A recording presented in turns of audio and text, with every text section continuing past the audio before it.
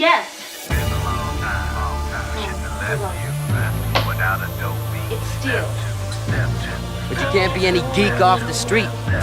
Gotta be handy with the steel, if you know what I mean. Keep it real. Keeping it real.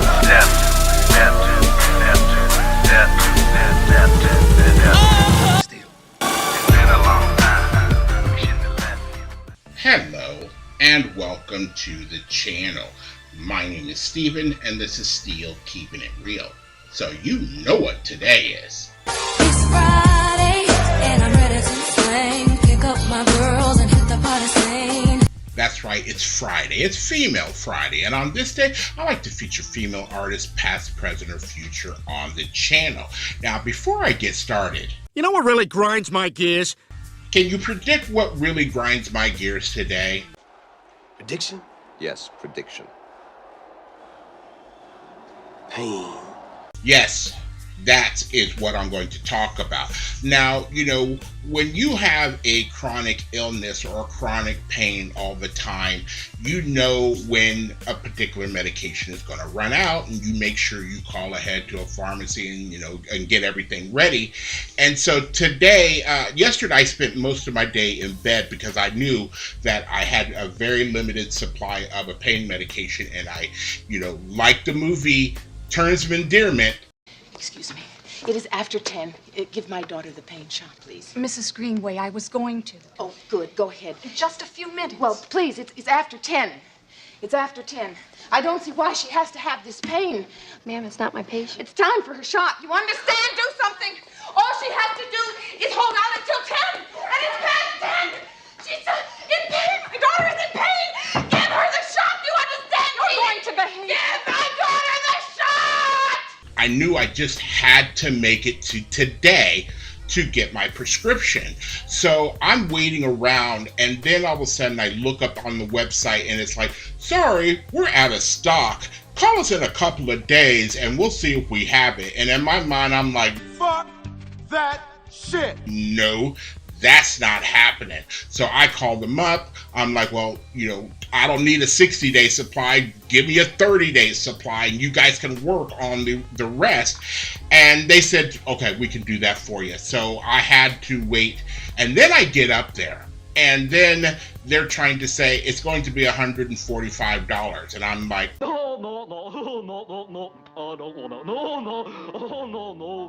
and I go online, I find a prescription discount card which takes it from $145 down to $27.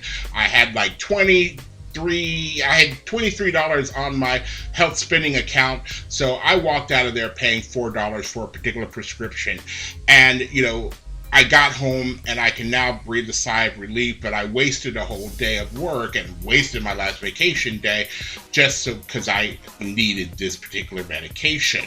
I don't know if a lot of people really understand, you know, again, chronic pain and what people go through.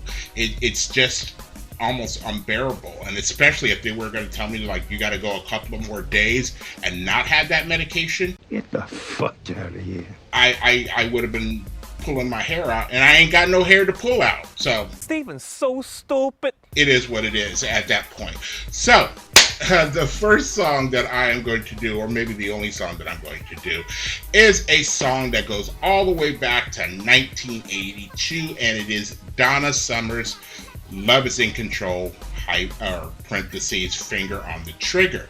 Now, this album was produced by Quincy Jones, and Rod Temperton helped write this particular song. So when you think about Quincy, you think about like 1979, he did Off the Wall for Michael Jackson. 1980, he did Give Me the Night for George Benson. 1981, he had his own album called The Dude that came out. And then 1982, not only did he have this album by Donna Summer come out, but Michael Jackson's Thriller. So Quincy Jones was in high demand during that time frame, and no wonder, because everybody basically had a hit that Quincy Jones was producing during that time frame. And this song is not an exception. I mean, this song was a hit as well. So let's take a look at what this song actually did do on the charts. And blammo! It went to number 17 in Australia, 13 in Belgium, 4 in the Canada top singles, 3 in Finland, 48 in France, 14 in Ireland, 14 in Italy, number 6 on the Netherlands Dutch top 40, number 12 on the Netherlands single top 100, 40 in New Zealand, 3 in Norway, 7 in South Africa, 5 in Spain, 13 in Sweden, 5 in Switzerland, number 18 in the UK, number 10 on the Billboard Hot 100, number 4 on the Billboard Hot Black Singles, number 3 on the Billboard Hot Dance Club, number 11 on the US Cashbox. Now, this would have made Donna Summer's 10th top 10 single on the Hot 100. And, you know, Donna Summer was that lady. She was considered the queen of disco back in the day because there weren't really a lot of females that had longevity throughout disco and then afterwards. There really wasn't. And that's when Donna Summer basically came on the scene. Now, I have done 3 Donna Summer songs already. I think the first one would be Lady of the Night. I did that in 2021. In 2022, I think I did On the Radio. And then 2023, I think I did Dim All the Lights are the songs that I've done. So this one was probably my favorite out of the 80s. I really did like this song because it's just happy and fun. And then I don't necessarily know if I saw the video back then, but the video is really indicative of the 80s because it is extremely colorful. It looks like a Walt Disney wet dream is what it looks like. So we will see. And I want to know if you guys like it or not. So leave a comment. So if you like videos like this and others on the channel, please don't forget to hit the like button, the subscribe button, and the notification button because I'm trying to do at least 10 videos each and every week. Keyword is try. So without any further ado, here is Donna Summer and Finger on the Trigger, Love is in Control, or reverse it. Love is in Control, Finger on the Trigger. It is like a finger pointing away to the moon. Don't concentrate on the finger or you will miss all that heavenly glory.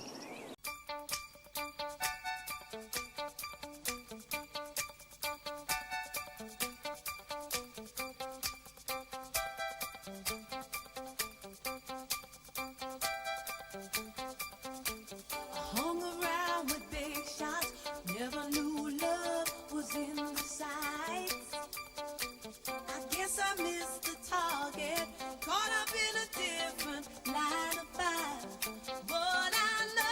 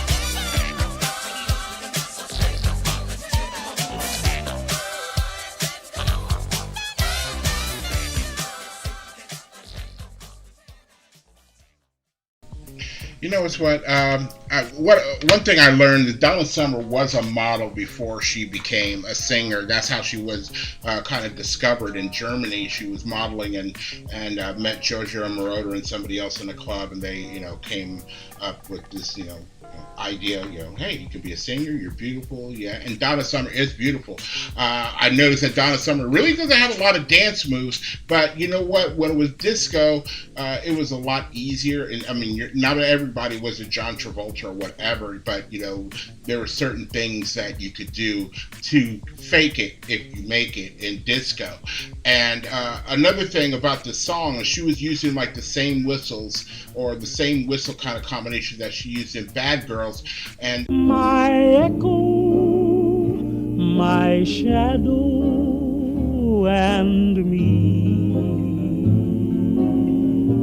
We're having this conversation about when did all of a sudden those whistles appear, because I remember hearing them not only in music, but you'd be at a club, and I'm talking about kids club, but even back when I would go to kids clubs or school dances, somebody would have that whistle back during the disco time, and I'm like, when did that become a thing? And I really don't know.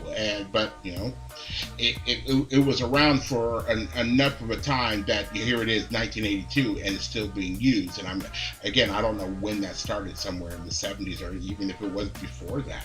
I really don't know. But it's a good song. You could tell that Quincy Jones has his stank all over this album. You can also hear, the Rod Temperton influences as well in the writing of this song, because it does sound like certain stuff off the wall, certain stuff that was on The Dude, certain stuff that was on Thriller. It sounds like a whole bunch of that stuff.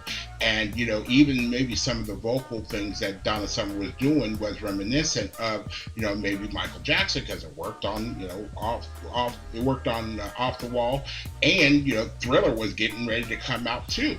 So there was just so much that was going on. But Quincy Jones is considered to me a super producer, just like a Jimmy Jam and Terry Lewis, a Teddy Riley, a Timbaland, things of that nature. People that, or Dr. Dre, people that when you hear, a particular song, is like, oh, that's them, or they produce that, or da-da-da. You just know who it is just by listening to it. So, if you are still here, I thank you very much for staying tuned. I really do appreciate it. First and foremost, I want you guys to like the videos as much as I like making them for you. After that, all you need to do to help me out with the channel is to like, subscribe, share, and comment. Peace.